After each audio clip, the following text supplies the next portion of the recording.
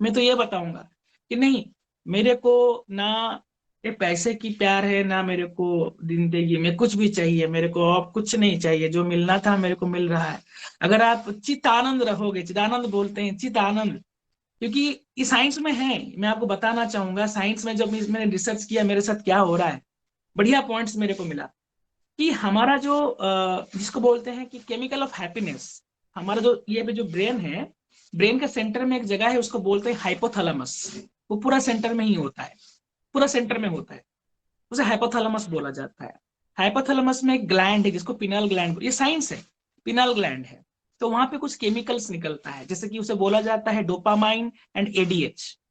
ये दो केमिकल इंसान को खुशी का केमिकल बोला जाता है। आप देखे होंगे जब आपका कोई बेटा सक्सेस मिला होगा, आप एग्जाम में टॉप किए हो, आपको अच्छा काम कर रहे हो, आपको लोग बोल रहे हैं कि अच्छा काम कर रहा है, प्रेज कर रहे हैं, आपको अवार्ड मिल रहा है, रिवार्ड मिल रहा है, आपको खुशी आती है, कभी कभी खुशी से आंसू निकल आती है। वो कैसे आती है? इंसान को वो केमिकल रिएक्शन है, वो केमिकल रिएक्शन के कारण आता है। और वो केमिकल्स हैं एडीएच एंड डोपामाइन। तो ये केमिकल सिर्फ उसी टाइम पे ही नहीं, ये केमिकल्स हाइपोथैलेमस में after sex, after your good achievement, after after sleeping. अब जो सो के उठते हो आपको कितना फ्रेश लगता है, वो फ्रेशनेस नहीं है, वो केमिकल के रिएक्शंस है। हमारे भारतीय संस्कृति में, हमारा भारतीय सनातन धर्म में हमको दिया गया है कि कैसे इस केमिकल को नेचुरली आप प्रोड्यूस कर सकते हो। जानते हैं आप सब लोग, विदेश में बड़े बड़े जो साइकोलॉजिकल डॉक्टर्स हैं, वो एंटी स्ट्रेस दवाई देते हैं, इसको आर्टिफिशियली पैदा करवाते हैं यहाँ पे। हमारा भारतीय संस्कृति ने हमको दिया है योग, प्राणायाम, ध्यान। ओम के कारण, मैं ये समझता हूँ कि ओम के कारण, ओम के उच्चारण करने से दिन भर मेरा वो जो बैलेंस केमिकल से वो खिरित होते रहते हैं, वो निकलते रहते हैं। इसीलिए मेरे को, आप मेरे को कभी अभी देख रहे हैं, मेरा मुंह में कभी हंसी गया है? ऐसा नहीं है मेरे जिंदगी में दर्द नहीं है, ऐसा नहीं है मेरे जिंदगी में दुख नहीं है। बट हाँ, दिन भर आप मैं खुश रहता हूँ, दिन भर एनर्जी रहती है, ड्यू टू टू केमिकल्स।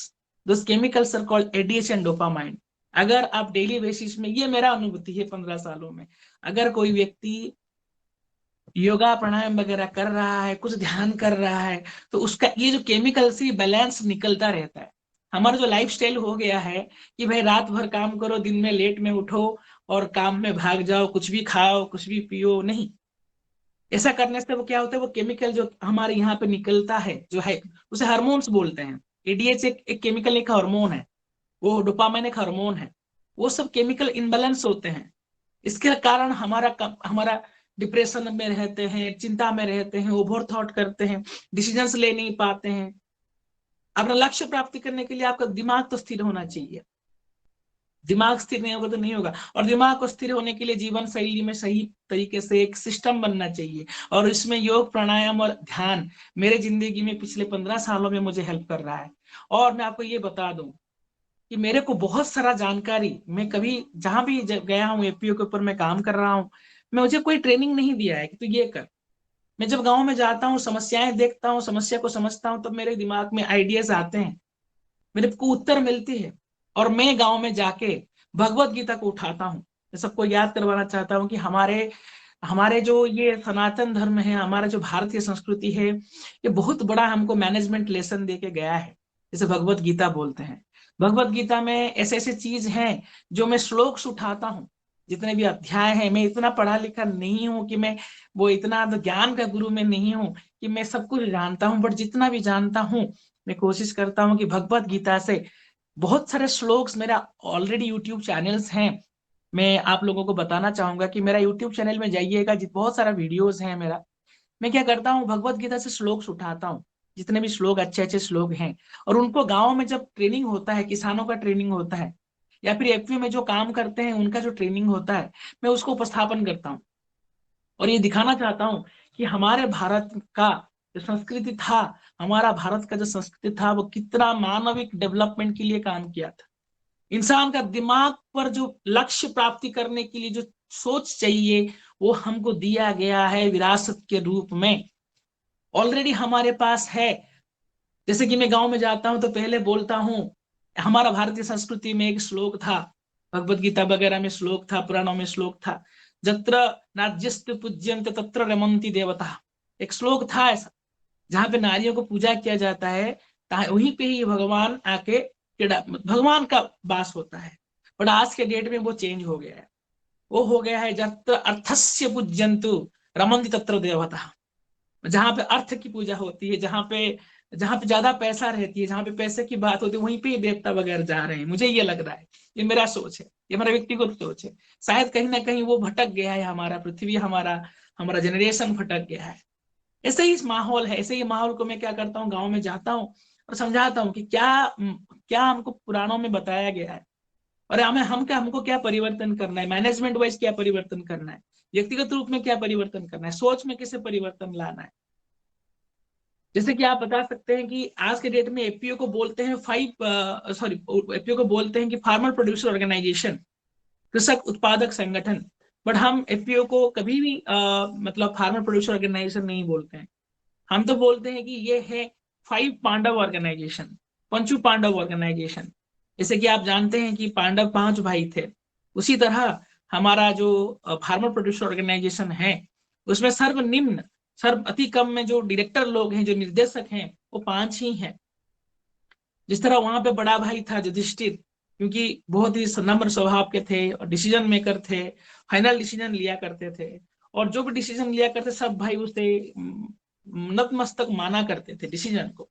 उसी तरह हमारा जो फार्मर प्रोड्यूसर ऑर्गेनाइजेशन है, हम लिंक करते हैं, जोड़ते हैं। देखिए जोड़ना कैसे होता है, किस तरीके से ये सोच को देखिए, याद रखिए, सुनिए ध्यान से कि हमारे भी फार्मर प्रोड्यूसर ऑर्गेनाइजेशन में एक ऐसा व्यक्ति होना चाहिए जो युधिष्ठिर की गुण का हो। ऐसा एक व्यक्ति क्यों, 2-3 व्यक्ति रखो, युधिष्ठिर का गुण वाला व्यक्ति चाहिए, जो कि नम्र स्वभाव के हो, सबका सुने, ध्यान से सुने, सबका धर्मराज, मतलब जो बोले सच बोले, सत्यवादी।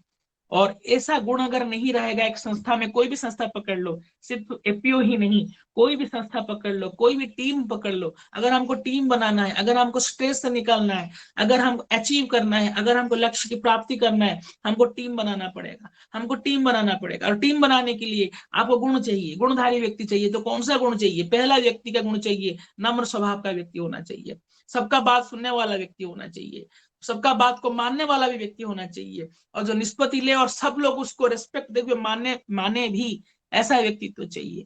दूसरा व्यक्तित्व है अर्जुन। अर्जुन का जिंदगी में से तो एक ही टारगेट था, लक्ष्य भेद करना। अर्जुन का जो गुण था वो लक्ष्य को भेद करने का कैपेसिटी था। भगवत गीता में, महाभारत में आप देखिएगा, अर्जुन का तो एक ही काम था, भाई लक्ष्य को भेद करो, टारगेट अचीव करो। उसी तरह अगर कोई बड़ा चीज को करना है, अगर कोई बड़ा चीज मैनेजमेंट करके अचीव करना है, आप कोई भी कॉर्पोरेट पकड़ लो, कोई भी कॉर्पोरेट पकड़ लो, एफपीओ पकड़ लो, कंपनी पकड़ लो, कोई एक व्यक्ति ऐसा चाहिए टारगेट के पीछे भागे। क्यों? एक व्यक्ति को एक टीम बना लो, 2-4 व्यक्ति डाल दो, ये गुण तो चाहिए ही चाहिए, टारगेट अचीव करने वाला गुण। हमको टारगेट अचीव करना है, हमको कैसे टारगेट अचीव करें? फाइनेंशियल टारगेट हो गया या नॉन फाइनेंशियल टारगेट हो गया, टारगेट के पीछे भागे। कोई भी कॉर्पोरेट पकड़ लीजिए। और जो तीसरा भाई आते हैं वो नकुल सहदेव। नकुल सहदेव का गुण कैसा था, वो किसा कैरेक्टरिस्टिक के थे, उनका रूप क्या था, गुण क्या था? नकुल जो थे वो सपना देखा करते थे, कुछ ड्रीम देखा करते थे, और सहदेव उसे समझाया करते थे कि इसका अर्थ क्या है। आज के डेट में कॉर्पोरेट वर्ल्ड में, मैनेजमेंट लाइन में उसे क्या बोला जाता है कि बिजनेस फोरकास्टिंग, दूर का देखना, और दूर का देख के अभी से तैयारी करना। नकुल सहदेव आज निकटतम भविष्य को देखते हुए भाइयों को सतर्क किया करते थे, आगे जाके ये समस्या आ सकता है। उसी तरह कहीं ना कहीं, चाहे वो फार्मर प्रोड्यूसर ऑर्गेनाइजेशन हो, चाहे वो कॉर्पोरेट हो, चाहे वो आपका कोई कोई एक टीम हो जिसको एक टारगेट दिया गया है, कोई तो ऐसा व्यक्ति चाहिए जो दूर का सोच रखते हैं, आगे क्या हो सकता है, अगर हम आज ये स्टेप ले रहे हैं, आगे उसका इम्पैक्ट क्या आ सकता है, आगे उसका आउटकम क्या आ सकता है, आगे उसका आउटपुट क्या आ सकता है। अगर उस आउटपुट को वो एनालिसिस नहीं करेंगे, अगर वो आउटपुट को वो नहीं देखेंगे, तो अब का प्लानिंग नहीं बना पाएंगे। तो कहीं ना कहीं हमको अगर स्ट्रेस, अगर प्लानिंग सही तरीके से मैनेज करना है, तो हमको वो गुण को पकड़ना पड़ेगा, और वैसा गुणधारी व्यक्तियों को पकड़ना पड़ेगा। और अति फाइनल में आते हैं हमारे पंचु पांडव में आपका भीम। भीम कैसा व्यक्तित्व था? भीम बलशाली था, भीम शक्तिमान थे, और भीम गदा पकड़ के जहां पे कुछ काम 5 भाई नहीं कर पाएंगे, वो फाइनल बात करने जाते थे कि भाई ने बोला है, मानोगे कि नहीं मानोगे बताओ। मतलब आज का डेट में उसको क्या बोलते हैं?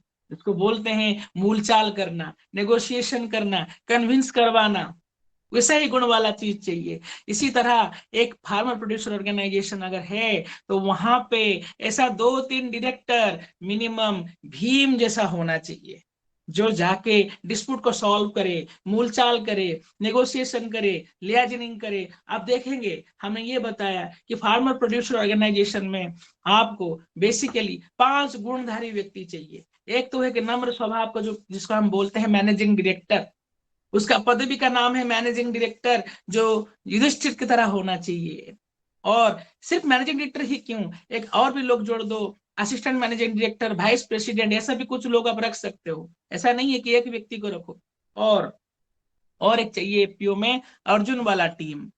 अर्जुन वाला टीम का सबसे श्रेष्ठ होता है सीईओ, और सीईओ के साथ 2-3 डायरेक्टर मिलकर अर्जुन का टीम बनाए। युधिष्ठिर का टीम तो बन गया, जो कि डिसीजन, फाइनल डिसीजन लेगा। अर्जुन वाला टीम बनाइए एपीओ में, जो कि टारगेट अचीव करेगा। और नकुल सहदेव वाला टीम, जो फ्यूचर फोरकास्टिंग करेगा, कितना जमीन चाहिए, कितना किसान चाहिए, कितना उत्पादन निकलेगा, अगर इतना उत्पादन निकलेगा तो मार्केटिंग कहाँ पे होगा, अगर मार्केटिंग होगा तो उसका प्राइस कितना होगा, अगर मार्केटिंग कर नहीं पाए तो कितना कर नहीं पाएंगे, कितना बच जाएगा, लॉस होगा तो कितना होगा, अगर लॉस होगा तो कैसे भरपाई करेंगे, वो फ्यूचर वाला बात है, वो अब से प्लान बनाएंगे। और फाइनल आपको एक भीम का टीम बनाना पड़ेगा। भीम का टीम का नेगोशिएशन, लियाजनिंग, जितना भी आपको आप फ्यूचर, जितना आपका आपका नेगोशिएशन है, कन्विंस वाला चीज है, गवर्नमेंट ऑफिस में जाना है, नेटवर्किंग करवाना है, फाइनेंसिंग करवाना है, वो भीम वाला टीम करेगा।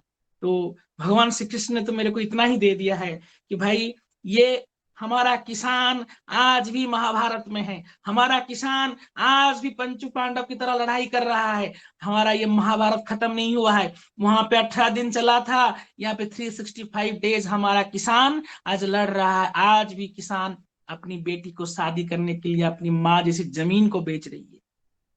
ये हर गांव की कथा है, हर गांव की बात है। हमारा किसान आज उतना सशक्त नहीं है, क्योंकि वो पंचु पांडव जैसा भाई नहीं बन पा रहे हैं, गांव में अकेले ही अपना लड़ाई लड़ रहे हैं। नहीं, इसको तोड़िए। एपीओ, एपीओ को मैंने बना दिया है एक नया नाम, 5 पांडव ऑर्गेनाइजेशन, पंचु पांडव ऑर्गेनाइजेशन। और उतना ही नहीं, उतना ही नहीं, हमारा महाभारत के युद्ध में कौरव भी थे। कौरव वहां पे 100 थे, यहाँ पे कौरव एक एपीओ में, एक फार्मर प्रोड्यूसर ऑर्गेनाइजेशन में शेयर होल्डर जैसा है। वहां पे 100 है, यहाँ पे 1000 चाहिए। जैसे हमारे नॉर्मल किसान सदस्य होते हैं, वो कौरव की तरह ही होते हैं। उनको कुछ मालूम नहीं, दुर्योधन ने बोला है कि झगड़ा करना है तो लड़ लिए, उनको कुछ आइडिया नहीं। उसी तरह यहाँ पे एक पितामह भीष्म की भी जरूरत है। पितामह भीष्म कैसा गुणधारी व्यक्ति थे? बाल थोड़ा पके हुआ था, एक्सपीरियंस था, योद्धा थे, और सर की सज्जा में सोए हुए थे। इसका मतलब ऐसा ही गुणधारी व्यक्ति हमको एपीओ में चाहिए, जिसको हम चेयरमैन बोला करते हैं। चेयरमैन एक ऐसा व्यक्तित्व तो होना चाहिए, सर की सज्जा में सोए हुए थे, मतलब वो दर्द लेने के लिए तैयार थे, वो दर्द को सह लेते थे। कोई भी अगर कुछ गाली भी करा तो सहना पड़ेगा, जरूरत पड़ने पर एपीओ को सपोर्ट भी करना पड़ेगा, जरूरत पड़ने पर एपीओ को पितामह भीष्म की तरह संभालना भी पड़ेगा। हालांकि पितामह भीष्म के जितने एक्सपीरियंस था, उसी तरह एपीओ में अगर आप चाहो तो कोई रिटायर्ड बंदा हो, थोड़ा सा तो कुबेर वाला बंदा होना चाहिए, क्योंकि एपीओ में पैसे की बहुत जरूरी होता है। ऐसा चेयरमैन चुनो जरूरतमंद में थोड़ा सा फाइनेंशियल हेल्प कर सके, क्योंकि एपीओ के पास इतना फाइनेंस कभी कभी नहीं भी होता है। और वहीं पे सबसे बड़े आते हैं हमारे भगवान श्री कृष्ण। श्री कृष्ण जी महाभारत में जैसे गाइड किया करते थे, उसी तरह हमारे आज के डेट में फार्मर प्रोड्यूसर ऑर्गेनाइजेशन में कोई गाइड करने के लिए संस्थाएं हैं, जिसको आज के डेट में सीबीबीओ बोला जाता है। ठीक वो श्री कृष्ण की तरह ही है, वो गाइड कर रहे हैं कैसे एग्जीक्यूट करना है। जैसे उस जमाने में श्री कृष्ण के अच्छे सखा अर्जुन थे, आज के डेट में सीबीबीओ का अच्छा सखा अर्जुन जैसा टीम, जिसका टीम का हेड सीईओ है, उसके साथ अच्छा संपर्क होना चाहिए। तभी जाके काम बनेगा, तभी जाके स्ट्रेस कमेगा, तभी जाके स्ट्रेस कम होगा, काम अचीव होगा, टीम बनेगा तो काम अचीव होगा। और सबसे बड़ा बात, महाभारत शकुनी जी को हम भूल गए, शकुनी जी क्या किए थे, कौरवों को बोले थे भांजे कूद जा, मैं तो खड़ा हूं तेरे पीछे, सही है हम। उसी तरह हमारा कौरव जैसा शेयर होल्डर को कोई एक बोल रहा है, भाई मैं तो तेरा ही हूँ, 10 रुपया ले ले मेरे को माल बेच दे, 50 रुपया ले ले मेरे को माल बेच दे। आज का डेट का शकुनी बिचौली है, ट्रेडर है, दलाल है, एजेंट है। आप लोगों को याद रखना पड़ेगा, इसे दलाल को हमको इस महाभारत से हटाना है। शकुनी चाहे तो आपके ग्रुप में भी हो सकता है जो तोड़ने की कोशिश कर रहा है, और शकुनी जैसा व्यक्तियों को आपको आइडेंटिफाई करना है, उनसे बच के रहना है। उसी तरह इतना ही नहीं हमारे महाभारत में और भी पात्र थे, जैसे कि धृतराष्ट्र थे। धृतराष्ट्र तो जन्म से अंधे थे। उसी तरह धृतराष्ट्र को मैं यहाँ पे कंपैरिजन कर रहा हूँ मिनिस्ट्री ऑफ कॉर्पोरेट अफेयर्स, जहां पे हमारे एपीयू का रजिस्ट्रेशन होता है। वो पूरा अंधा बैठता है, वो एपीयू के बारे में कुछ भी जानकारी नहीं देता है, क्योंकि वो देखता ही नहीं क्या होता है। और यहाँ पे संजय जो महाभारत में थे, धृतराष्ट्र को बता रहे थे, लाइव अपडेट्स दे रहे थे। उसी तरह यहाँ पे चार्टर्ड अकाउंटेंट एक संजय की तरह ministry of corporate affairs, Dhritarashtra रूपी मिनिस्ट्री ऑफ कॉर्पोरेट अफेयर्स को लिख के बता रहा है कि एपीओ में क्या चल रहा है, क्या नहीं चल रहा है। उतना ही नहीं, अगर अगर ये जो पंचू पांडव की कहानी मैंने नहीं बनाया है, कोई तो मुझे गाइड किया है। ये नॉलेज भगवान श्री कृष्ण का देन है मेरे को। ये ज्ञान आपको कहीं नहीं मिलेगा, कहीं लिखा नहीं हुआ है, कहीं ये ज्ञान कहीं पे आपको नहीं मिलेगा। इसको मैं बताते बताते, ट्रेनिंग देते देते सीखा हूं। और अब विश्वास कीजिए, अभी यहाँ पे आप लोग बोलिए, क्या हमारा किसान, क्या हम आज भी महाभारत की लड़ाई नहीं लड़ रहे हैं? क्या आज भी हम भूख की लड़ाई नहीं लड़ रहे हैं? क्या आज भी हम 1 रुपया अच्छा पेमेंट पाने के लिए लड़ाई नहीं लड़ रहे हैं? ये भी एक महाभारत है। ये महाभारत में हम सब एक एक, कोई कौरव जैसा भाई और पांडव जैसा भाई ही है, जो आपस में ही लड़ाई कर रहा है जीतने के लिए। ये आपस की लड़ाई से जीत नहीं होगी, हमको एक साथ जोड़ना पड़ेगा। इसीलिए भारत सरकार ने प्रावधान रखा है आज के डेट में कि बीओडी मेंबर शेयर होल्डर्स साल में एक बार मीटिंग करेंगे। उनका भीतर में जो डाटा शेयरिंग होना है वो होना है। अगर वो सही तरीके से होगा तो महाभारत जैसे युद्ध कभी नहीं होगा, शांति का अमल होगा। आपने एक साथ सब मिलके चलेंगे। और ये तो बहुत ही खुशी की बात है कि हमारे भारत में आदरणीय प्रधानमंत्री जी का एक बहुत ही सपने वाला एक एपीओ वाला जो स्कीम है इस लागू किया गया है। और ये स्कीम पे मैं अपने आप को झोंक दिया हूं, भारत में हर गांव, हर जंगल, हर जगह जाने के लिए, जहां पे हमको किसानों को, एपीओ में काम करने वाले व्यक्तियों को जितना भी मानसिक रूप में ह्यूमन डेवलपमेंट करवाना है, लीडरशिप डेवलपमेंट करवाना है। एक तो मैंने आपको किस्सा बताया, मेरे ऐसे बहुत सारे ऐसे ट्रेनिंग प्रोग्राम्स हैं जिनमें से मैं डेली बेसिस में कोशिश करता हूं कि मेरे दिमाग में जितने भी चीजें हैं लोगों के पास पहुंचे, आप लोगों के पास पहुंचे। इतना ही नहीं, मैं आप लोगों को रिक्वेस्ट करता हूँ, काइंडली मेरा यूट्यूब चैनल को जाइए, वहां पे चीजों को देखिए, लोगों को बताइए, खुद सुनिए, लोगों को समझाइए। ये पंचू पांडव की कहानी सिर्फ मेरा कहानी नहीं है, आप सबको बताइए, सब आगे बढ़िए। क्योंकि आप अगर ये चीज को आगे नहीं बढ़ाएंगे, ये सिर्फ मेरा बात नहीं है, ये हमारा संस्कृति का बात है, ये हमारा संस्कृति परंपरा है। ये सबका ये अधिकार है कि हम सबको जागरूक करना है। तो आज तक अभी मेरा ट्रेनिंग था, अभी मैं बंगाल से आया हूँ 4 दिन का प्रशिक्षण खत्म करके, और मेरा ट्रिप 16 तारीख से शुरू हो रहा है।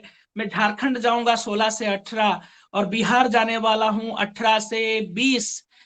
फिर बिहार में समस्तीपुर में मुजफ्फरपुर एक जगह है, वहां पे मेरा 20 तारीख से 26 तारीख तक प्रोग्राम है। और कम से कम 28 तारीख से मेरा यूपी में प्रोग्राम है। तो ऐसा लगातार मेरा प्रोग्राम लगा हुआ है एफपीओ के ऊपर।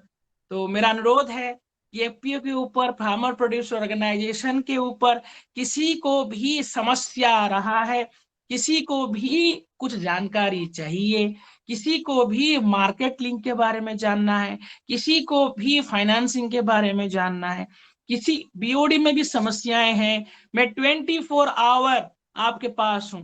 मुझे नींद नहीं आता क्योंकि मेरे जिंदगी में 30 साल जा चुका है और 30 साल जिंदगी में जाना है और बहुत काम करना है। कभी भी किसी टाइम पे भी आप मेरे से जुड़िए। आजकल बात करना बहुत ही आसान हो गया है।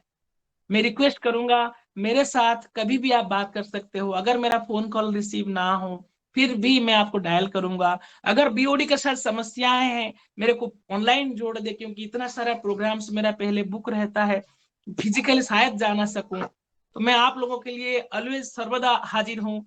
चाहे और मेरा भी कुछ समस्याएं हैं, जैसे कि मेरे को और योग बारे में सीखना है, मैं जरूर आइए ग्रुप का आनंद लूंगा और सबका सहयोग लेने पसंद करूंगा।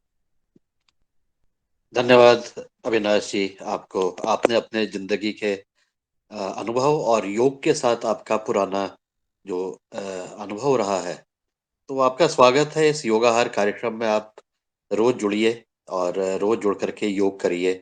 योग की बारीकियों में आपको ये जान के खुशी होगी कि हमारा जो कार्यक्रम चल रहा है उसमें रोज नए व्यक्ति आते हैं योग कराने के लिए। आज 560वां दिन है। रोज कोई ना कोई नए व्यक्ति आए हैं। हमारे पास सबसे छोटे जो थे वो 9 साल की या 10 साल की एक लड़की थी। सबसे बुजुर्ग शायद 80 साल के एक युवा थे। तो इन्होंने भी हमें योग कराया। तो हमने इस कार्यक्रम में यह नियम बनाया है कि हम रोज सीखने का प्रयास करेंगे। चाहे हम योग में सीखें, पुरुष से सीखे, महिला से सीखे, बच्चों से सीखे, सब लोग सिखाने के लिए काबिल हैं। उनकी काबिलियत बस सामने आ जाएगी तो हर कोई व्यक्ति कुछ ना कुछ अपने जीवन में सिखा सकता है। तो आप योग से निश्चित रूप से जब आप जुड़ेंगे तो आपको जो आपकी अनुभूति हो रही है, आपके जो एक्सपीरियंसेस हैं, वो और ज्यादा शायद आपको और सेटिस्फाई करेंगे। और योग की कुछ नई क्रियाएं, प्राणायाम की नई क्रियाएं भी आप जानने का प्रयास करेंगे। इसी प्रकार से यह जो हम फूड के ऊपर बातचीत करते हैं, आहार के ऊपर बातचीत करते हैं, आहार केवल खाने के ऊपर ही बातचीत नहीं करनी है। आहार से संबंधित विभिन्न आयाम, उसमें हमारी संस्कृति भी शामिल है, उसमें संगीत भी आ गया है, उसमें सोलर कुकर भी आ गए हैं, उसमें पर्यावरण भी आ गया है, उसमें जानवर भी आ गए हैं। तो कुल मिलाकर के एक होलिस्टिकली इस फूड के सिस्टम को समझने का प्रयास हम करते हैं। क्योंकि हमारे व्यक्ति, हमारे साथ जो मुख्य अतिथि आते हैं, वो अलग अलग क्षेत्रों से आते हैं। अलग अलग उनके बहुत अच्छे उनके जो अनुभव है वो सुनने को मिलते हैं। तो ये सब कार्यों को करते हुए ये कार्यक्रम आज 560 दिन हो रहा है। और आपने जो एफपीओ का जो उसका आपने बताया है और आपने अपना सहयोग देने के लिए किया है। अब मेरे बहुत सारे साथियों के प्रश्न होंगे, तो मैं अनुरोध करूंगा कि हमारे मॉडरेटर मुन्नीलाल जी और रंजना जी, आप दोनों कार्यक्रम को मॉडरेट करें, प्रश्न लें और इस चर्चा को हम जारी रखते हैं। आपको बहुत बहुत धन्यवाद धन्यवाद। अविनाश जी। जी। धन्यवाद आदरणीय पवन सर जी। और हमारे आज अविनाश जी ने जो अपना उद्बोधन दिया है, मार्गदर्शन दिया है, हमें लग रहा था जैसे हम कोई अंतर्राष्ट्रीय बहुत बड़े उस कार्यक्रम में सुन रहे हों। किसी महान जो पुरुष होते हैं, कोई शंकराचार्य होते हैं, और हमारे और महाभारत के अनुसार आपने जो कहा है, चूंकि पुरानी ऋषि और किसी परंपरा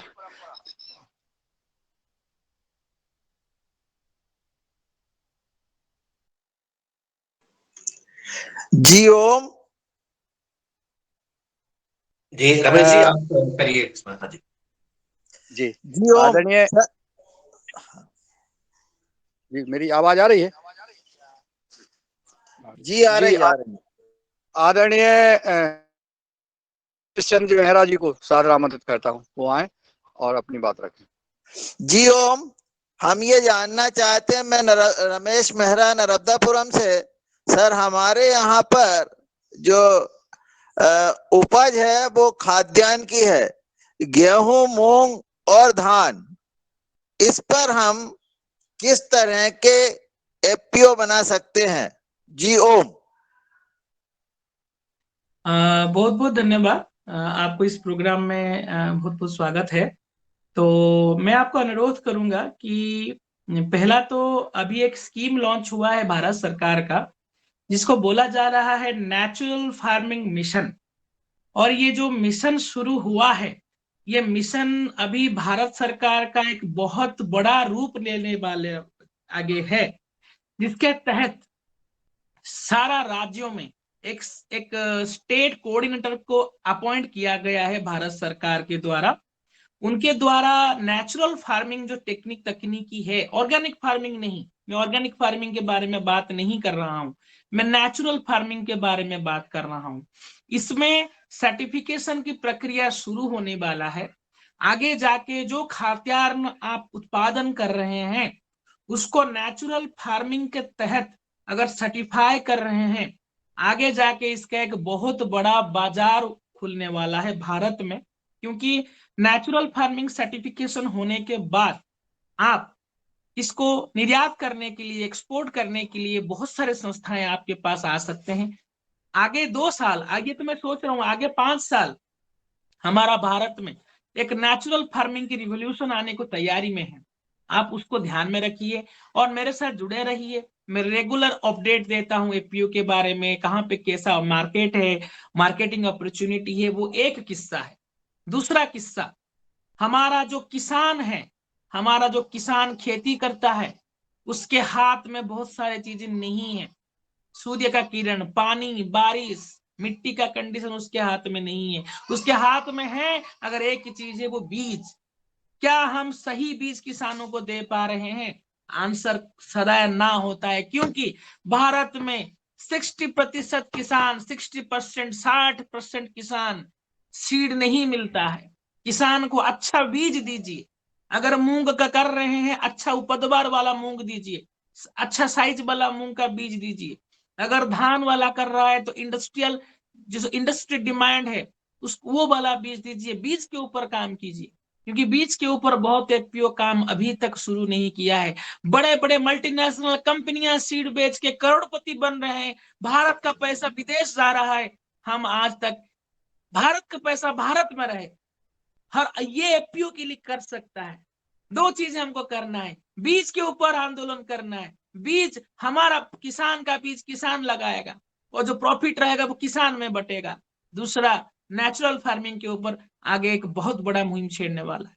2 चीज के ऊपर आप फोकस कीजिए और मैं आपको इतना गारंटी देता हूं, बीज के ऊपर कुछ भी चाहिए, मैं आपको मशीन से लेके, तकनीकी से लेके, मार्केटिंग टेक्निक से लेके, मार्केटिंग लिंक करने से लेके, मैं आपके लिए तैयार हूं। जी ओम, धन्यवाद सर जी। ओम ओम। और हम नर्मदापुरम में निश्चित रूप से इस तरह के प्रयास करेंगे, लोगों से चर्चा करेंगे और आपका मार्गदर्शन प्राप्त करेंगे। ओम, धन्यवाद। आदरणीय शरद वर्मा जी यदि हो तो बोलिए अपनी नमस्कार। बात है। नमस्कार अविनाश जी। नमस्कार अविनाश जी, मैं बने सिंह आर्य मध्य प्रदेश जिला आगरमालवा से बोल रहा हूँ। आपका जो आज का उद्बोधन है वो मुझे ऐसा लगा कि एक प्राण और 2 शरीर, जैसे मेरी भाषा में बोल रहा हूँ, ऐसा लगा मुझे आपका व्याख्यान सुन के। आपने कुछ महत्वपूर्ण जानकारियां योग के बारे में दी। योगा को नियमित रूप से करने के बाद दुनिया की कोई ऐसी वस्तु नहीं जो उसको अपन प्राप्त नहीं कर सकते। दूसरा विषय है, आप लोग जो बोल रहे हैं कि ये जैसे जैविक खेती के ऊपर, बीज के ऊपर देश में, तो आज क्या देश पूरा विध्वंस हो चुका है? मात्र 1% व्यवस्था अगर देश के अंदर बची है, वो प्राकृतिक खेती के माध्यम से या देसी बीज के माध्यम से अपन प्रचार प्रसार करके देश को निकाल सकते हैं। मैं बार बार बोलता हूँ सदन को कि प्राकृतिक खेती का एक प्रचार रथ होना चाहिए, चाहे मोदी जी दे उसको हमें, या चाहे प्रधानमंत्री जी दे, या चाहे पतंजलि दे। और वो प्रचार रथ प्रत्येक ग्राम पंचायत में जाना चाहिए और प्रत्येक ग्राम पंचायत में आम सभा होनी चाहिए कि गाय आधारित प्राकृतिक खेती अगर देश के अंदर होगा तो ये देश बचने वाला नहीं वाला है। अन्यथा कोरोना के काल में देख लो आप, आज की दुनिया धन और परिवार के पीछे चली है और कोरोना काल में दौलत और परिवार कुछ काम आया नहीं है। इतना विध्वंस हमारी हवा, पानी, मिट्टी सब कुछ इतना खराब हो चुका है कि आज हर एक नई बीमारी रोज जन्म ले रही है और एक एक जिले में एक एक हॉस्पिटल रोज खोल रहे हैं, उसको उद्घाटन नेता कर रहे हैं। उन नेता को ये जानकारी नहीं कि हमारा देश कैसे बचेगा। उन नेता को केवल ये शब्द याद है कि हॉस्पिटल खोलेंगे ज्यादा बीमार होंगे तो बीमारी का इलाज कराएंगे। असंभव को संभव बनाना ये अपना काम है। और मैं आगे ज्यादा बोलना नहीं चाहता हूं आपके आगे, फिर भी मैं आपको एक संक्षेप में जानकारी देना चाहता हूं कि देश पूरी तरह से विनाश की ओर जा रहा है, मृत्यु के द्वार पे जाके खड़ा है। हर घर घर में, हर गांव गांव में, हर गली गली में दवाई गोली, फसल और नस्ल दोनों बीमार है। इंसान सुबह उठता है, रोज क्या व्यवस्था करता है? फसल बीमार है उसके लिए इलाज करना, उसके लिए पैसे की व्यवस्था करना, नस्ल बीमार है उसके लिए पैसे की व्यवस्था करना। और इन सारी के ऊपर नेता नेतागिरी कर रहे हैं। केवल उस नेता को कोई याद नहीं है, नेता को कोई विषय याद नहीं है कि किस ओर इस देश को ले जाना है। इसके लिए थोड़ा सा और आप अच्छी तरह से सुझाव दे। धन्यवाद। मैं आपका छोटा भाई बने सिंह आर्य जी। उसी में ही अभी नेचुरल फार्मिंग मिशन शुरू हुआ है, पिछले 10 दिनों से ही शुरू हुआ है, ज्यादा समय नहीं हुआ है, 10-15 दिन ही हुआ है। और हम एक विचार रखेंगे कि आगे जाके मैं एक नेचुरल फार्मिंग के ऊपर एक वर्चुअल प्रोग्राम रखूंगा, जिसमें से हम आलोचना करेंगे, विचार विमर्श करेंगे, तो और भी बेहतर होगा। और चलिए साथ मिलते हैं। समस्या तो बहुत है, वो जो निराकरण है, जो योजनाएं आ रही है, भारत सरकार राज्य सरकार से मिलके करना है। और मैं जरूर इसमें आपको हेल्प करूंगा और साथ में मिलके करेंगे।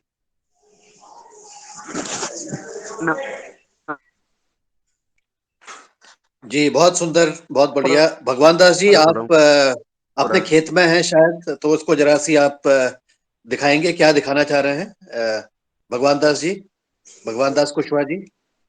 जी जी, मुन्नीलाल जी बताइए, अनम्यूट करके बताइए क्या कर रहे हैं। सर, मेरे साथ यहाँ किसान हैं और उन किसानों को आज भगवान दास जी की ये जो धान की है, ये पूर्ण जैविक है। अभी किसान भाई दिखा रहे थे कि देखिए, लोग कहते हैं कि जैविक की उपज नहीं होती है। और मैं बताना चाहता हूँ, सभी किसान भाई यहाँ खड़े हुए हैं, तो इनको अभी चर्चा की, अपन ने बताया कि ये एक धान का जो है उपज अच्छी होती है। और ये धान जो है भगवान दास जी क्या है, इनके खेत सामने दिख रहा है। इस खेत को देखने आए थे अभी हम, और देखा कि इतना सुंदर धान खड़ी हुई है। इनका पूरा 20 एकड़ का ये प्लॉट है, जहाँ जो जैविक धान लगाए हैं उन्होंने, और दूसरी धान भी दिखाई जो केमिकल वाली है वो भी दिखाई है। तो ये हम सब किसान भाइयों को चर्चा कर रहे थे कि जो लोग कहते हैं कि उपज नहीं होती है और जैविक में कम उपज होती है, तो वो प्रैक्टिकल दिखाया है सर। ओम। बहुत बहुत सुंदर। इसमें हमारे साथी बहुत सारे जुड़े हुए हैं कृषक, तो सब लोगों ने हाथ भी उठा रखा है। कविता जी, फिर ओंकार जी, फिर कुमार बब्बन सिंह जी, और एक एक करके अनम्यूट करके आप अपनी बात करिए, जिन्होंने अनम्यूट करे अब हाथ उठे। आदरणीय कविता रानी जी सादर आमंत्रित हैं।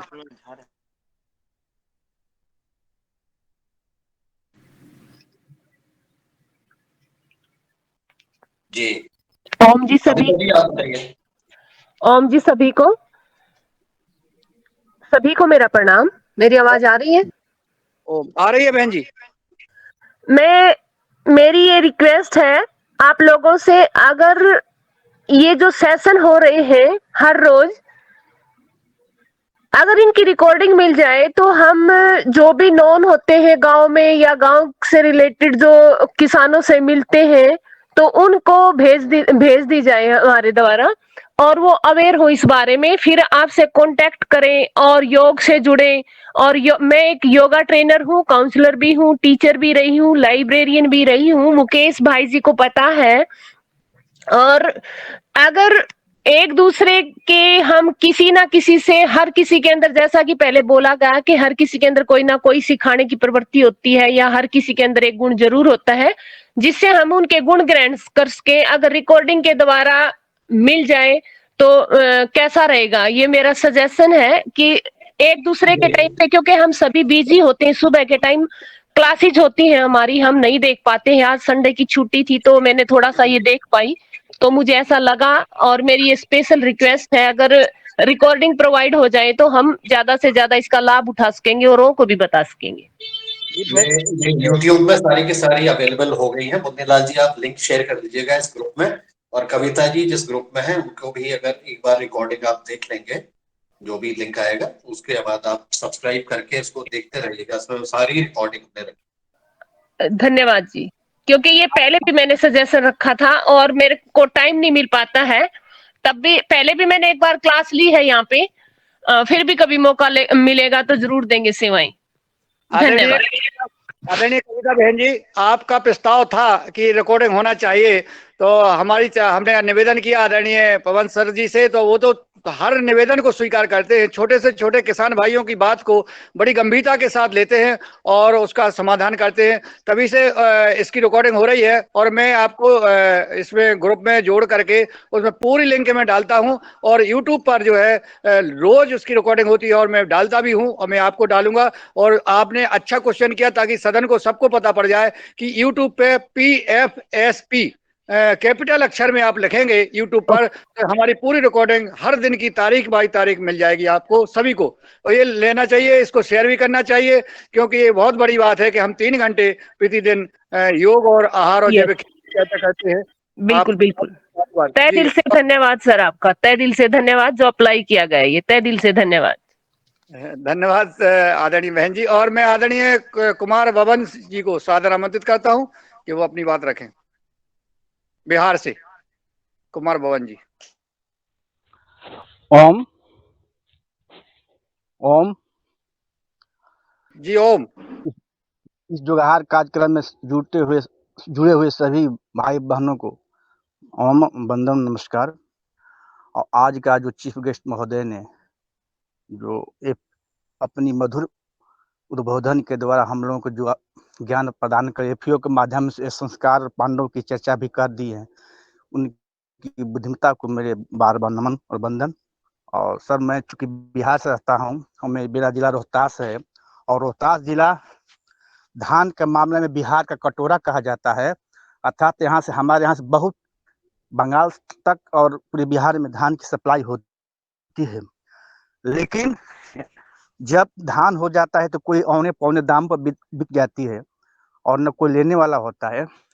यदि एफपीओ के बारे में जो चर्चाएं होती है, एफपीओ के बारे में अपने ब्लॉक स्तर पर हमेशा संपर्क बनाता हूँ, संपर्क नहीं हो पाता है और इच्छा भी नहीं है ऑफिस के लोगों को। तो मैं चाहता हूँ एफपीओ के माध्यम से दरअसल अपने बिहार में रोहतास जिला के अंतर्गत कोई संपर्क हो जिससे एफपीओ का गठन हो सके, उस पर चीफ गेस्ट महोदय से मैं रिक्वेस्ट है कि किया जाए, मुझे इसे पास किया जाए। दूसरा कि हम धान के कोटरा करने की, धान से हम लोग बहुत उब चुके हैं, धान से कोई हमेशा माइनस में ही रहते हैं हम लोग, क्योंकि कोई मार्केट नहीं मिल पाता है। तो मैं सब्जी की ओर अग्रसित होना चाहता हूँ और कुछ अपने खाने के लिए 30-35 परिवार है, उसके खाने के लिए मैं प्राकृतिक खेती कर रहा हूँ और प्रोत्साहित भी करता हूँ। तो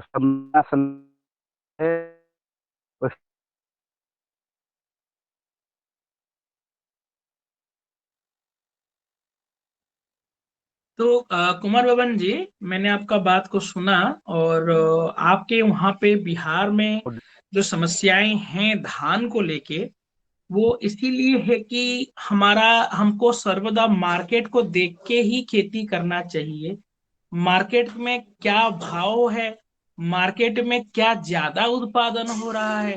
कोई चीज का अगर ज्यादा उत्पादन होगा और खरीदार ही नहीं होंगे, रातों रात वो सिस्टम नहीं बदलने वाला है। ये पहली बात है। दूसरी बात ये है कि बिहार में आपका जो जमीन का जो कंडीशन है, वो जमीन का कंडीशन ही तय करता है वहां पे क्या हो पाएगा। क्योंकि आज के डेट में धान को परिवर्तन करना भी आसान नहीं है। अगर वहां पे धान होता है तो वहां पे खेत में सिर्फ धान ही हो सकता है, या फिर कोई और अगर क्रॉप हो सकता है। और दूसरा बात रहा कि क्या आप अकेले करने से हो जाएगा, नहीं। आप अकेले चाहे किसी में कुछ करने कर लीजिए, वो होने वाला नहीं है। जब तक आपका जमीन को लगा हुआ खेत एक एक प्लॉट नहीं बनेगा, एक क्लस्टर नहीं बनेगा। तो मैं इसीलिए आपको आग्रह करूंगा कि आपका रोहतास का कौन से गांव, कौन सा ब्लॉक में आप रहते हैं, मुझे जानकारी दीजिए। वहां पे जो जो एपीओ और रजिस्टर हो रहे हैं या फिर होने वाला है, मैं आपको खबर दूंगा और आप जरूर एपीओ का लाभ ले सकते हैं। ये मेरा आपको गारंटी है। आप आपका नाम, ब्लॉक और गांव का नाम मेरे को भेजिए जरूर।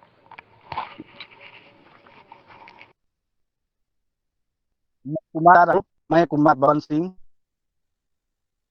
रोहतास ब्लॉक कोचस। रोहतास ब्लॉक कौन सा गांव, कौन सा ब्लॉक? रोहतास ब्लॉक, रोहतास का कौन सा गांव है ये?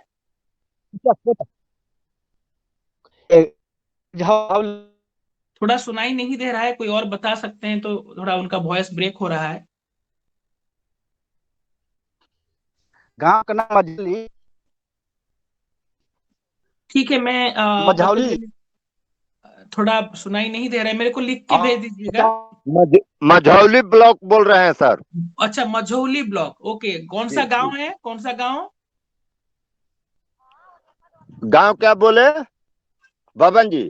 ब्लॉक कोचस है, ब्लॉक। हाँ जी, ब्लॉक कोचस है। ब्लॉक कोचस। गांव मझौली। ठीक है, मझौली। सर उल्टा, ब्लॉक कोचस है और गांव मझौली। ठीक है, मैं आपको हाँ, जरूर इत्तला करता हूँ एफपीओ के बारे में, और आपको जरूर शामिल करवाएंगे एफपीओ की मिशन में। जी जी। सरकारी ऑफिस मत जाइए, मेरा मेरा फोन से काम हो जाएगा, बात से काम हो जाएगा। जी जी। ओम। और किसका कोई सवाल है तो पूछ सकते हैं। जी जी ओम। नमस्ते, मैं बताइए। भोजपुर जिला से हूँ, बिहार भोजपुर। और मैं एक सर्विसमैन आर्मी से रिटायर्ड सूबेदार हूँ। मैं 10 साल से ऑर्गेनिक खेती करता हूँ। बसा भोग और कतरनी टाइप का जो सोनम है, जानते होंगे आप। उसी की खेती करता हूँ। ब्लैक राइस और ब्लैक गेहूं का भी खेती करता हूँ। तो मैं कोशिश करता हूँ कि ब्लैक गेहूं बीज ही सप्लाई करूँ, करता भी हूँ। जिन लोगों को चाहिए होता है उनको मैं देता हूँ। इस साल मध्य प्रदेश से अभी एक मीटिंग हुआ था, उसमें दुर्भाग्यवश मैं नहीं जा सका, मेरा आइटम केवल गया था।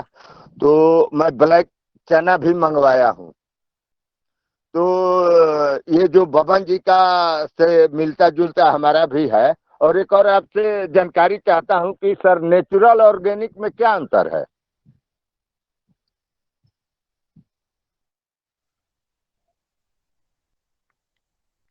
आवाज नहीं आ रहा है सर। अविनाश, आप म्यूट हैं, हाँ, प्लीज अनम्यूट कर लीजिए।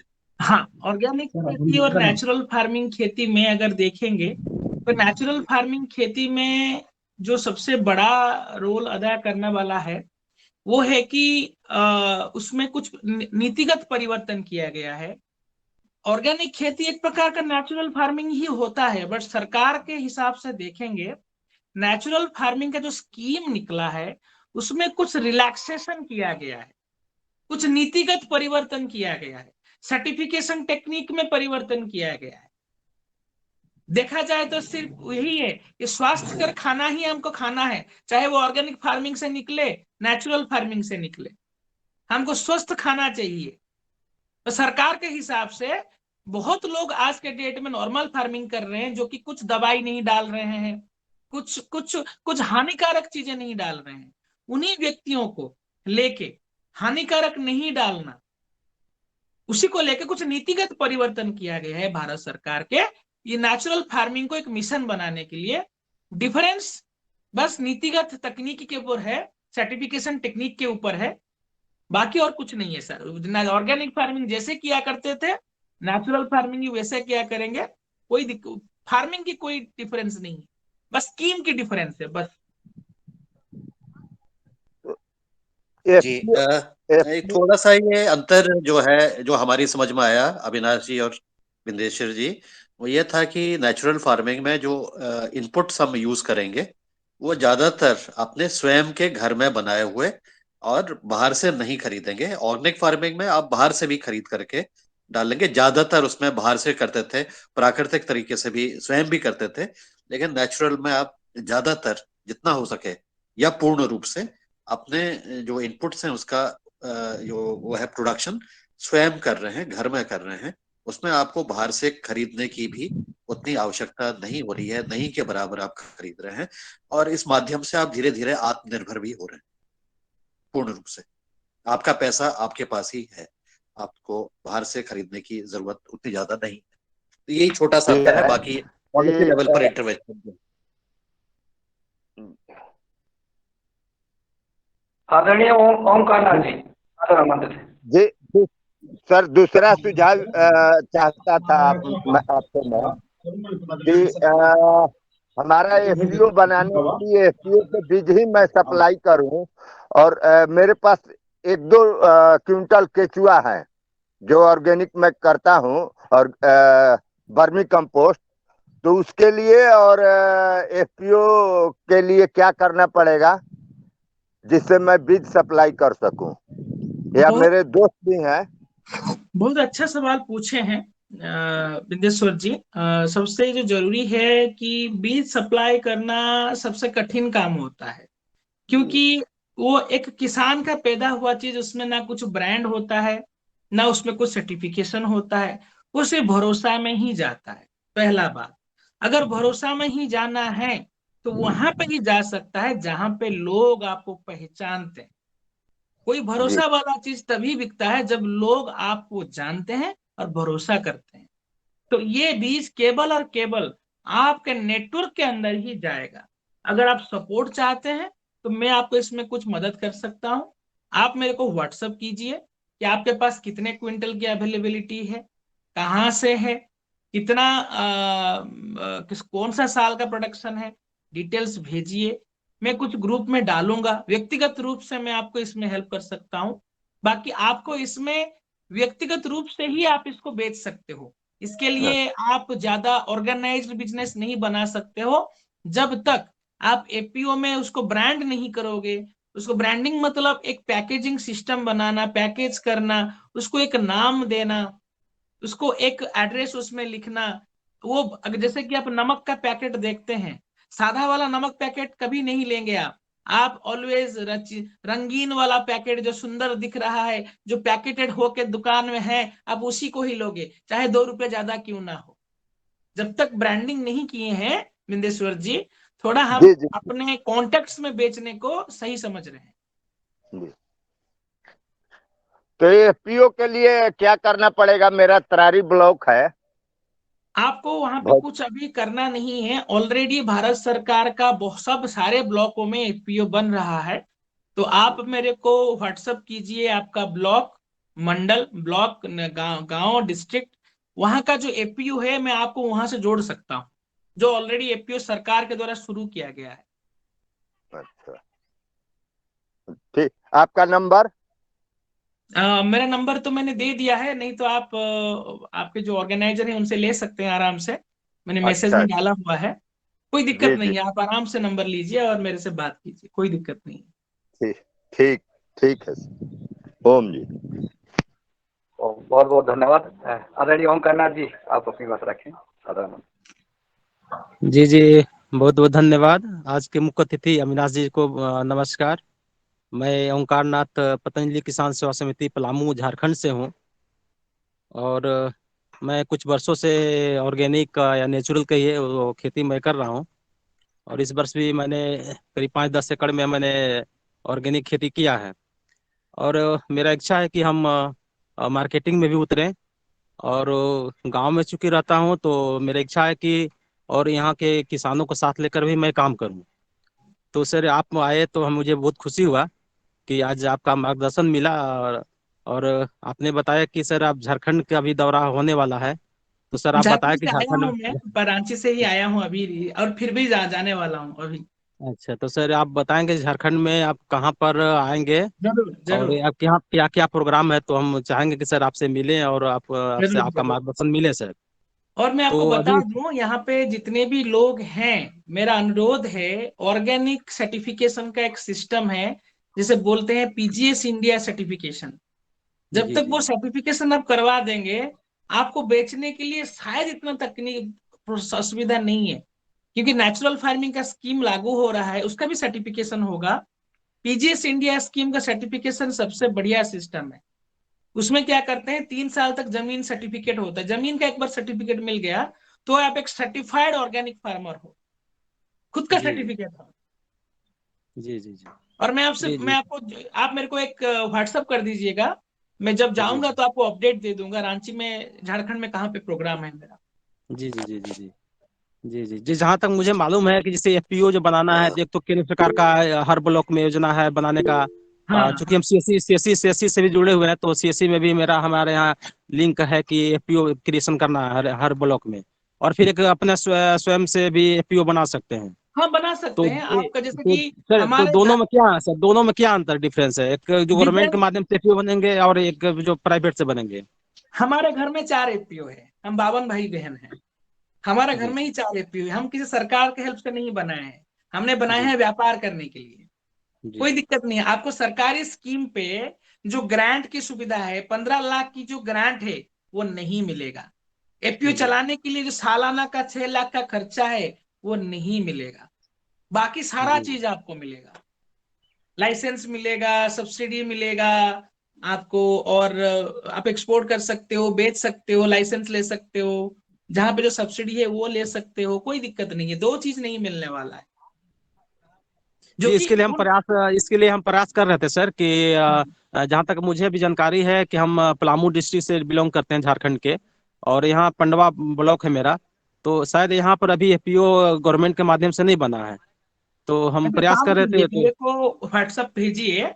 अगर जी वहां पे जी नहीं हुआ है तो मेरे साथ बहुत संस्थाएं जुड़ा हुआ है, मैं रेफर जी करूंगा, वहां से आपके नेतृत्व से कुछ कर सकते हैं, अगर नहीं हुआ है तो। जी जी जी सारा जी भारत में एपीओ बनाने वाले कम से कम 100 से ज्यादा संस्थाओं के साथ मैं जुड़ा हुआ हूँ। और जी सभी के साथ मैं आदर भाव से जुड़ा हुआ हूँ, एक दोस्त की तरह जुड़ा हुआ हूँ, एक साथी की तरह जुड़ा हुआ हूँ। और मेरा रिक्वेस्ट कोई संस्था मना नहीं करेगा। और मैं किसानों के लिए ही, मेरा जिंदगी अभी 30 साल रेडी है मरने मिटने के लिए। आप चिंता मत कीजिए, आप मेरे को जी ब्लॉग्स जी गांव भेजिए। अगर मेरे से जो कुछ हो सकेगा मैं जरूर आपके लिए करूंगा। जी जी, बहुत बहुत धन्यवाद सर। आपका मार्गदर्शन की जरूरत है, अगर आपका मार्गदर्शन मिल जाएगा तो जरूर हमको लगता है कुछ परिणाम निकलना आप चाहिए। भेजिए मेरे को, मैं जी लिंक करता हूँ। बिहार में मेरा जी, 6 अभी हम संस्था आपका है। व्हाट्सएप पर हम सेव कर लेते हैं और हम अभी अपना जरूर। एड्रेस भेजते हैं। जी झारखंड मार्गदर्शन बिहार में देंगे। मेरा 6 संस्थाएं हैं जो कि एपीओ के ऊपर काम कर रहे हैं। आप मेरे को लोकेशन भेजेंगे तो हम क्या करेंगे, उनके टीम के साथ आपका वार्ता कराएंगे। वार्तालाप करने के बाद मैं रिक्वेस्ट करूंगा कि ऐसा ऐसा एक सिस्टम है, गांव के लीडर हैं, जो लीडरशिप लेना चाहता है उसको अपॉर्चुनिटी नहीं मिलेगा तो हमारा जैसे व्यक्तियों का और क्या काम रहा। और मैं आप सबको बता दूं, अभी जितना भारत सरकार एपीओ करना था कर लिया है। अभी हर सरकार, राज्य सरकार एपीओ बना रही है। गुजरात सरकार ने बना लिया, यूपी सरकार ने निकाल दिया है नोटिफिकेशन, असम सरकार ने निकाला है, बंगाल ने निकाल दिया है, झारखंड में अभी राज्य सरकार बनाने वाला है, छत्तीसगढ़ में भी बनाने वाला है। तो आप सब लोग तैयार रहिए, हर राज्य सरकार अभी एपीओ बनाने वाला है।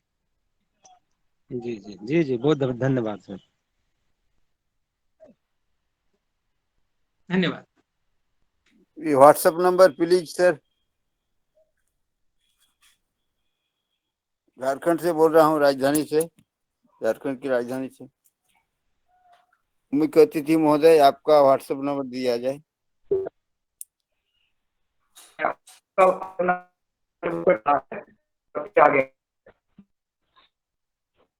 ये नंबर है। आदरणीय तुलाराम जी तक मेरी आवाज पहुंच रही हो तो आप सादर आमंत्रित थे।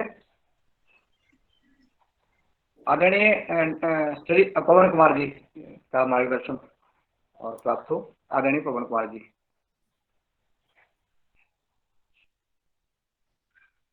जी हाँ, मेरे ख्याल से नंबर आ गया है। चैट बॉक्स में 2-3 बार डाल दिया है इन्होंने अपना, और अपना यूट्यूब चैनल भी डाल दिया है अविनाश जी ने। तो बहुत बढ़िया आज का हमारा संवाद। ये अविनाश जी, ये संवाद की शुरुआत है।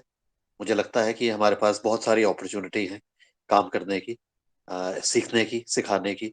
बहुत सारे हमारे पास जो कार्य अभी होने वाले हैं। एक तो जैविक प्रमाणीकरण के ऊपर हमारी एक संस्था है जो कार्य कर रही है अभी 5 राज्यों में। लेकिन अभी national centre for organic and natural farming के साथ हमने अभी एक एमओयू किया है, इस तरह से प्राकृतिक खेती के ऊपर अवेयरनेस क्रिएशन करने के लिए, जानकारी बढ़ाने के लिए, नॉलेज शेयरिंग करने के लिए। तो आपके साथ मिलकर के जो भी एफपीओज और वो जो भी संगठन जुड़े हुए हैं, कुछ टूल्स हमने डेवलप किए हैं। बड़े सुंदर से टूल्स हैं, बड़े सरल टूल्स हैं। उनको हम पतंजलि जैविक सीढ़ी के नाम से जानते हैं, जैविक प्रमाणीकरण सीढ़ी। Basically snakes and ladders game है। तो हमारे जो ये टूल्स का उपयोग करते हुए हमने इसकी एक्सपेरिमेंट किया हुआ है किसानों के साथ भी, और बिना बहुत ज्यादा बातचीत करते हुए, लेक्चर दिए बिना, इंगेज करते हुए, डिस्कशंस करते हुए हम एक कॉमन अंडरस्टैंडिंग पर आते हैं। जब ये कॉमन अंडरस्टैंडिंग आती है और लोग एक दूसरे अपने विचार एक दूसरे को बताते हैं, अनुभव बताते हैं, क्योंकि अनुभव बहुत महत्वपूर्ण है, अनुभव का आदान प्रदान करना बहुत जरूरी। तो जब ये बताते हैं तो एक कंसेंसस तक पहुंचने का प्रयास करते हैं। तो उद्देश्य गेम खेलना नहीं है, उद्देश्य कंसेंसस क्रिएट करना है, और न किसी कोई ने जीतना है, न किसी ने हारना है। तो एक कंसेंसस क्रिएट करके हम आगे मूव कर सकते हैं। आने वाले समय पर जब ये हम लोग और बातचीत करेंगे तो ये मैं आपको दिखाऊंगा भी, बताऊंगा भी कि कैसे हमारे बहुत ग्रास रूट लेवल कार्यकर्ता एंगेज करते हुए, उनका बहुत ज्यादा अनुभव नहीं है लेकिन अनुभव को लेते हुए हम कैसे एंगेज कर सकते हैं, कैसे वह अपने अनुभव के ऊपर बिल्ड कर सकते हैं और उनको सॉल्यूशंस भी प्रोवाइड कर सकते हैं। तो ये सॉल्यूशंस देते हुए और एक दूसरे के साथ लिंकेज करते हुए, जैसे आज हमारे एक बड़ा महत्वपूर्ण लिंकेज हो गया है, हमारे साथी किसान उत्साहित हो गए हैं, और बिहार झारखंड में जब आप जाएंगे तो आपको कुछ और नए हमारे साथी मिलेंगे, वो अपने अनुभव बताएंगे। तो ये अनुभव आधारित हमारा नॉलेज शेयरिंग, नॉलेज नेटवर्किंग जो हम करेंगे, उसके माध्यम से इस सारे कार्य में हम इस सबको ऊपर अगले पायदान तक ले जाने का प्रयास कर रहे हैं, और ये बिल्ड अपॉन होगा धीरे धीरे। और जैसा आपने प्रिडिक्ट किया है, अगले कुछ 5 साल 7 साल में जो यहाँ की स्थिति है वो बदलने वाली है। हम इस योगाहार कार्यक्रम में भी कई बार चर्चा कर रहे हैं कि हम एक ऐसे समय पर अभी हैं जहाँ पर जिसको हम कह रहे हैं युग परिवर्तन हो रहा है। यह परिवर्तन का समय है और ये पॉजिटिव परिवर्तन का समय हमें दिख रहा है। इसके प्रति हम लोग आशावान हैं और उसके लिए हमें प्रयास भी करना है। तो हमने साथ मिलकर के प्रयास करना है। ये साथ मिलकर के हम प्रयास करके जो हमारे उद्देश्य हैं, कॉमन उद्देश्य हैं, उन कॉमन उद्देश्यों को हम पूर्ति करते हुए दो प्रमुख चीजों पर हम बातचीत करते हैं आहार के साथ। एक है पहला धरती माता, धरती माता के प्रति हमारी जो जिम्मेदारी है उसको हमने करना है, उसको हमने अपनी जिम्मेदारी निभानी है। उसके लिए जो भी व्यक्ति जो भी तरह से इसको जिम्मेदारी निभा सकते हैं, और उसमें जो धरती माता के साथ जुड़े हुए जितने भी हमारे जीवाणु हैं और जो हमारी किसान के लिए मददगार हैं और जो सृष्टि के साथी हैं, उनकी भी मदद हम नेचुरल फार्मिंग प्रैक्टिसेस के माध्यम से कर रहे हैं। तो बड़ा महत्वपूर्ण है नेचुरल फार्मिंग, बहुत है कि प्रकृति के साथ हम जिए और उसके साथ रहते हुए एक सहयोगी के रूप में हम अपना दायित्व को समझें। एक तो पहला ये है। दूसरा, जो हमारा जल है, भूमि जल के हैं या जो भी शुद्ध जल है, उसका भी संरक्षण करना बहुत जरूरी। तो ये भी चीज हमारे अपने जो हम कार्य करते हैं उसके पर कई बार चर्चा करते हैं कि कैसे हम अपने जल को संरक्षण करें, कि बचाए रखें, शुद्धता बनाए रखें, उसको पल्यूट होने से बचाएं, और उसके से संबंधित जो हम कार्य कर सकते हैं उस पर भी काम करें। तो प्रकृति उन्मुख होते हुए हमारे कार्यों को हम आगे बढ़ावा दे रहे हैं। इस तरह से नमामि गंगे के साथ भी जुड़ करके कार्य थोड़ा सा चल रहा है।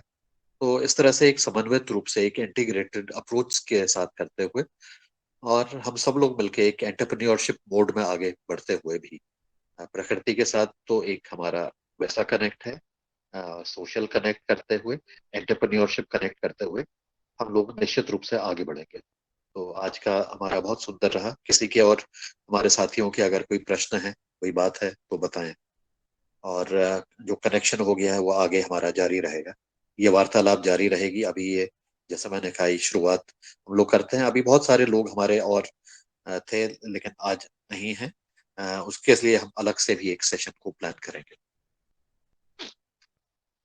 जी, और कुछ हमारे साथी कोई डॉक्टर भाट, हाँ डॉक्टर शरद वर्मा जी नर्मदापुरम से, बताइए आप कुछ बात कह रहे हैं। जी, सदन को आज बहुत अच्छी एफपीओ की जानकारी मिली और बहुत इसका सर बस इतना था कि इसका कोई बायलॉज होता होगा तो वो सदन को अगर बायलॉज अगर मिल जाएंगे तो शायद सदन को और भी फायदा होगा। तो इससे संबंधित कोई भारत सरकार ने अगर बायलॉज जारी किए हों तो वो आप जरूर हमारे पवन सर को उपलब्ध कराइए और सदन को, तो जिससे सारे जो अभी नेचुरल फार्मिंग का जो बायलॉज आया है और जो पहले का बायलॉज आया है और उनमें क्या डिफरेंस है, तो वो जरूर करवाइएगा। जी सर, जी ओम।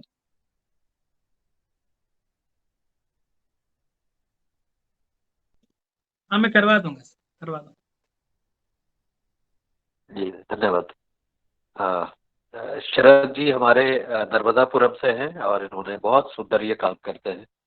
ये हमारे होस्ट थे अविनाश जी, आपको मैं बताना चाहता हूँ। जब हमारा 525वां कार्यक्रम रहा तो हमारे नर्मदापुरम के किसानों ने संगठित होकर के पांडव की भूमिका अपनाते हुए हमारे जितने भी लोग अलग अलग राज्यों से आए उनको होस्ट किया, उनके रहने की व्यवस्था की, उनको भोजन दिया जिसको मैं प्रसाद कहता हूँ उनके लिए, और हमें बहुत सारा प्यार दिया। तो इनको एक बार फिर से कहाँ नमस्कार पे करते हैं। है? लोकेशन जी कहाँ सर। पे है नर्मदापुरम से? इटारसी। कौन सा स्टेट में है सर ये एक्चुअली? इटारसी मध्य एमपी, प्रदेश। एमपी मध्य प्रदेश। तो इन्होंने बहुत सुंदर तरीके से आयोजन कराया, मैं उसके भी आपके साथ शेयर करूंगा, उसकी रिपोर्ट भी हमने तैयार कर ली है। नर्मदापुरम का इन्होंने डिक्लेरेशन भी किया है कि किसान क्या करने वाले हैं, क्या करेंगे, उनको क्या करेंगे। उन्होंने अपने साथ हमारे लोगों ने एक जैविक शपथ भी ली है।